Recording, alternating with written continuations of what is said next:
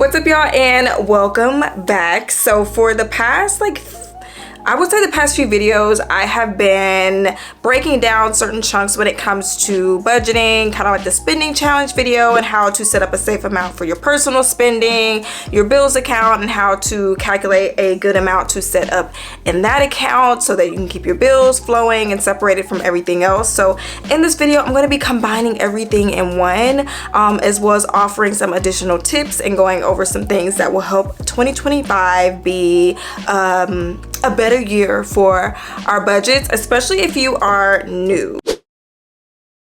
So first things first, whenever you are setting up your budget, I always recommend going in order. And when I say in order, I am talking about starting with your fixed essentials, then going to your essential variable expenses, and then your savings or your investments and then last, your non-essentials. And I'm going to go through each one and explain why I always recommend starting here, then going here, then going here, and going here. So first things first, your fixed essentials or expenses. Obviously, starting out with your essentials is important. And when I say essential, I mean absolutely necessary for a comfortable life. Absolutely necessary for you to maintain the basic necessities of your life. And I say fixed essentials because that's the easiest to start out with. Those things are the same amount every single month. They do not fluctuate. And I'm talking about maybe your let's say your car payment. Your car payment is $300 every month. You know, for your budget to plug in $300. We don't have to go through XYZ to figure out how much to put in there. And so I always recommend when you are creating your budget to start off there first. Then we want to go to our essential variable expenses. These are still our essentials. They're absolutely necessary. They need to come first before anything else. But unfortunately, not every expense is fixed and they vary based on usage. So those expenses like your water bill, your electric bill, maybe like your car maintenance and things like that, those you will work in second because those are going to take a little bit more time to calculate a safe amount to set aside. And we will talk about that in this video as well. Third, your savings or your investments. This is third and not first because you're living in the present. Okay, we need to understand that we have to take care of this person right here, right now. And you know, saving and investing, it is for your future self, while your essential expenses are more so helping you maintain your present. And we can't focus on that if sis right now is not good. So that's going to come after you put in all of your essential expenses.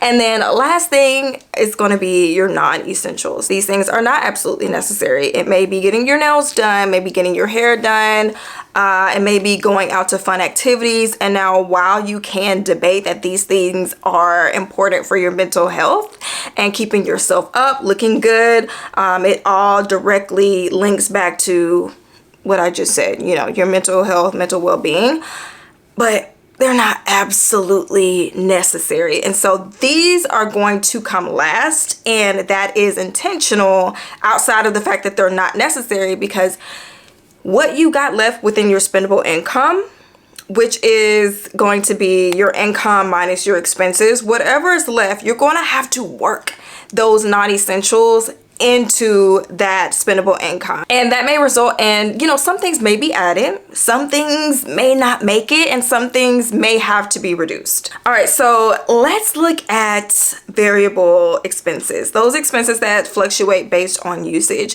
In this example, we have these, let's say that these 6 things or 5 things, sorry, are our variable expenses. We have our water bill, we have food, we have hygiene products, electric bill, and car maintenance. And so the ones that we are going to focus on in this video is going to be, let's say, our water bill, food, and car maintenance. Now, in a previous video where I was talking about, you know, the spending challenges, I did do a breakdown of how, if you want to reduce your personal spending in a specific area, how you can do that when it comes to your behavior. And so we are going to run it back just a bit. So to determine a safe amount to budget, you're going to need to gather your bank statements.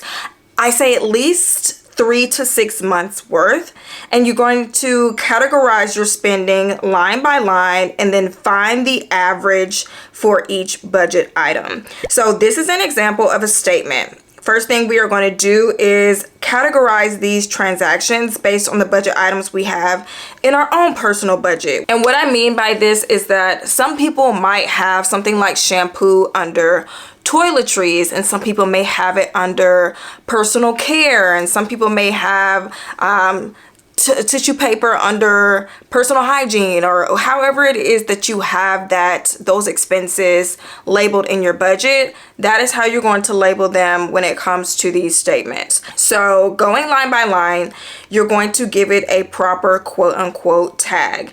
And then based on the expense you're trying to calculate, you're going to add up each transaction under that tag. So since we're doing food, that means that we're going to add up every line item that is under, let's say, fast food for every single month. And let's say on fast food, you see the example here, we spent $150 in February, $180 in March, $110 in April, so on and so forth. Then we're going to have to find the average. And to find the average, you're going to total up all of the months and divide it by the number of months worth of statements that you used. So in this example, the average is going to be $127.50 per month. So let's say after you plug in all of your essential expenses and then your savings and investments, you find that you don't have $127 to comfortably put in your budget for fast food. You're going to have to reduce this non-essential expense.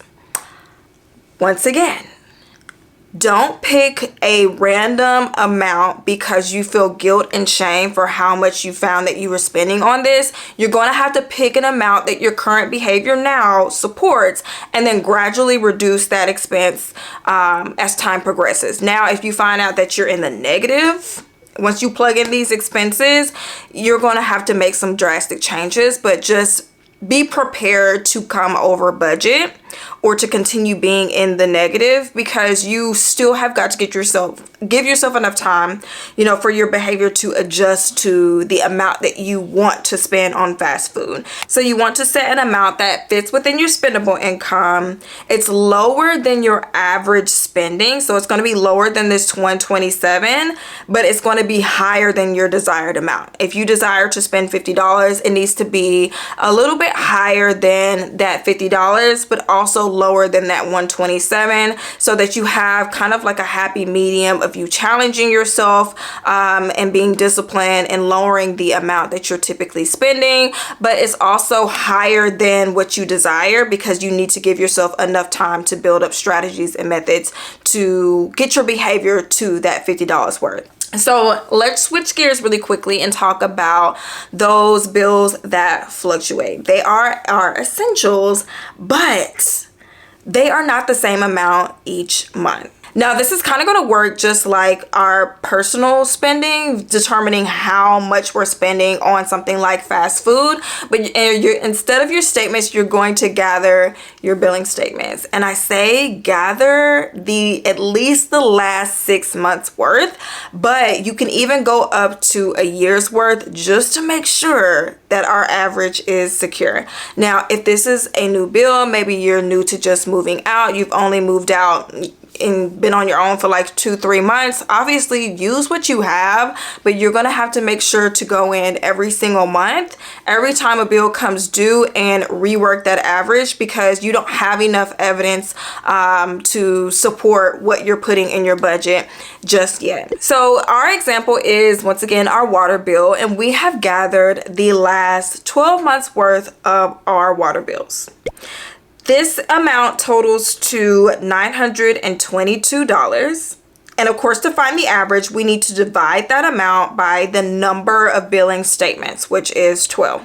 So that comes out to be $76.83. But remember, we do not stop there, because if you just stop at the average, you are more than likely going to be coming under budget with that amount, which means that you're not going to have enough to cover your water bill in the upcoming months, because this is the average, you know. You want to add in a buffer, and a buffer is going to be like an additional $10 to $50 based on your comfort level and how much that bill fluctuates. And that is going to ensure that we are going to be able to make our payments with the amount that we put in our budget. So let's say that we add in a $20 buffer, because you can see here that our water bill does not fluctuate that much, maybe like $10 to $15. And so that averages out to be $97 that we are going to use. But once again, do not just stop there, because we want to take that $97 and based on our 12 months, we want to compare it to make sure that if these amounts come due again, we have enough in our budget, that we have budgeted enough to cover this expense. So doing that, you will see $97 covers all 12 months. So if we were to budget $97 and that bill came due, we would have enough, and even better, we would have money left over in our bills account to help us to build a buffer in that account for other bills that may come over the amount that we've budgeted. All right, so last thing we're going to talk about are irregular expenses. These are those expenses that are not due monthly, so they come due at irregular times, like car maintenance, or maybe you have insurance that's due once every 3 months.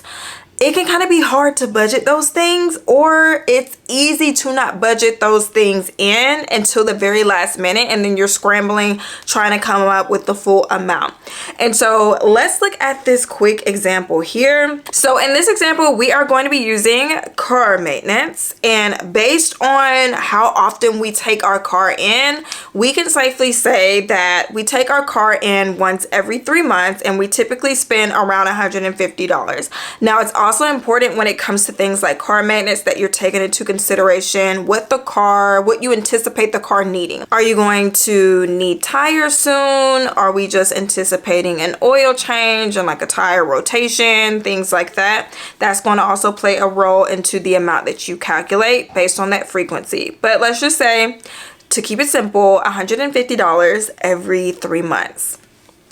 This is going to mean that we're finding, quote unquote, kind of like the average. We're going to turn that once every 3 months amount into a monthly amount. So $150 divided by 3 is $50 every single month. And my recommendation always is to make that part of your monthly budget. This helps you to pace yourself. You're not having to scramble and once again come up with $150 at the 3-month mark. You can kind of take your time, and when you are putting back that $50 every single month, that means when it comes time for you to take that car in for maintenance, that $150 is already in that account, ready to go, waiting for you to use. So it's just an easy way to pace yourself. But we're also not going to stop there, because I did say something like, you know, maybe like an insurance plan, life insurance, that may not be due every single month. That may be due, let's say, once a year. Maybe you owe $875 once a year. Like, this is just an example.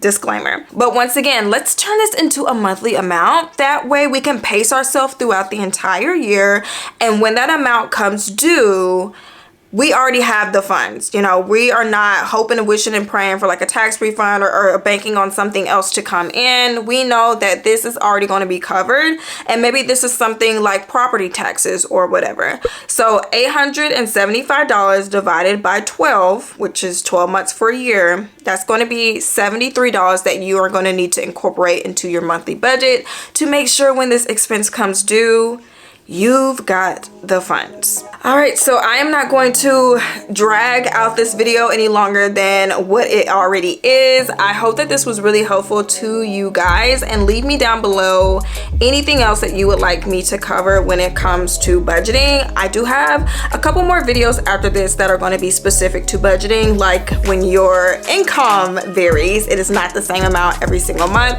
We're going to dive into that as well, but I hope that you guys enjoyed this video, and I will catch you in the next one.